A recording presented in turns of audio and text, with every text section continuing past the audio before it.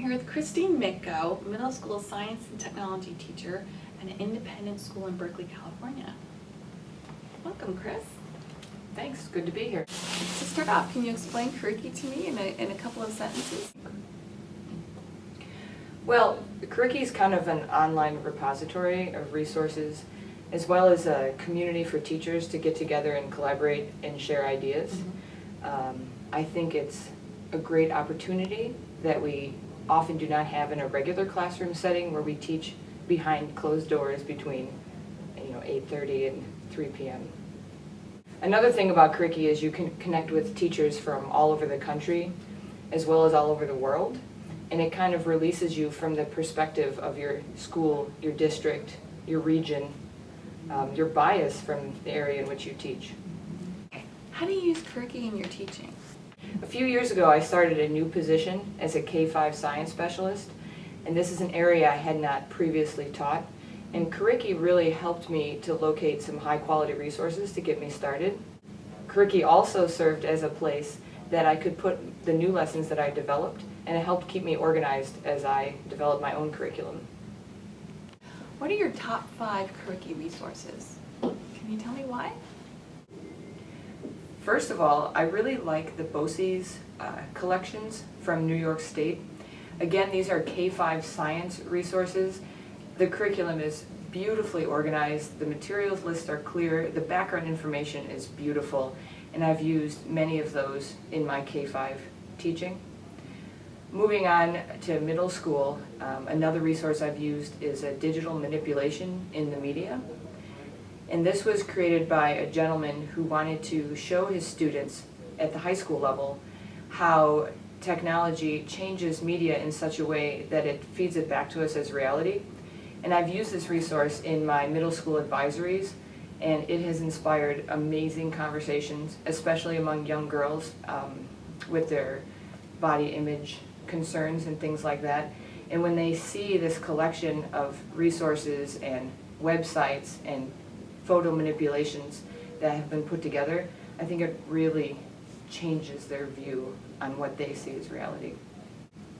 Another one of my favorite resources is Microfinance for Kids. It features the text One Hen, and not only do we hatch chickens in our 2nd grade class, which is kind of amazing, but it also helps introduce the idea of microloans as well as doing well for others. I've built on that myself, and I do a little bit with kiva.org, and some of my families get involved with that, which is great. I was also first introduced to Scratch through Curriki. That's a program developed by MIT for students in grades 4 through 8 to learn computer programming concepts. I do teach technology. I have limited experience with computer programming myself, and I found a lesson developed by another teacher that they've already used and tested in their classroom. I've used it the last couple of years with great success. Since then, I've been able to build on that with a group from UC Berkeley. They do an open source program called Build Your Own Blocks, which builds on Scratch.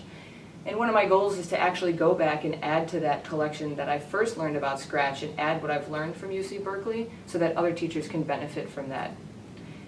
Again, it's that kind of collaboration on Curriki that I wouldn't necessarily find in my own school building, but I can find in this online community. Why do you share your content resources, and what's in it for you? I have to admit, in the beginning, it's really scary.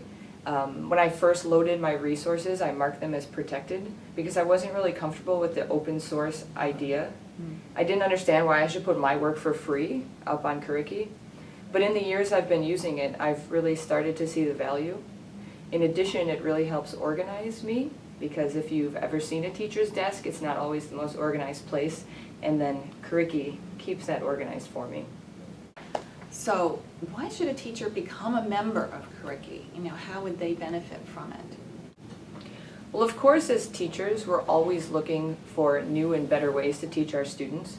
And right there is the most important reason to join Curriki, because you will see new and improved ideas. Secondly, as a teacher, joining Curriki gives you access to a community that you might otherwise not have exposure to in your own school.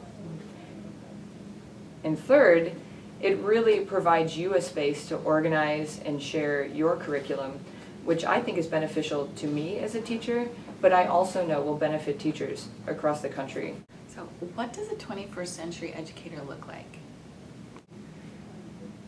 A 21st century educator is going to be more of a facilitator and less of a sage on the stage. And I think that's a really hard thing for teachers because we're used to being the fount of knowledge in our own classroom. But really, the fount of knowledge lies outside our classroom at this point, and we need to help our kids navigate through that world. Educators need to help kids sort through information, see what's important, have them remix that information into something that's useful for them. And the scary part is teachers have to give up a little bit of their ego to do that. What advice do you have for teachers that are just getting started using Curriki? In talking with people at Curriki at conferences, I heard a really great piece of advice, and someone told me to give one, take one. The easiest thing as a teacher is to really jump on the site and find resources that are immediately useful in your own classroom. But then we should also give some of our best stuff back to Curriki, because if each of us are giving back some of our best stuff, we're going to really create a rockstar repository.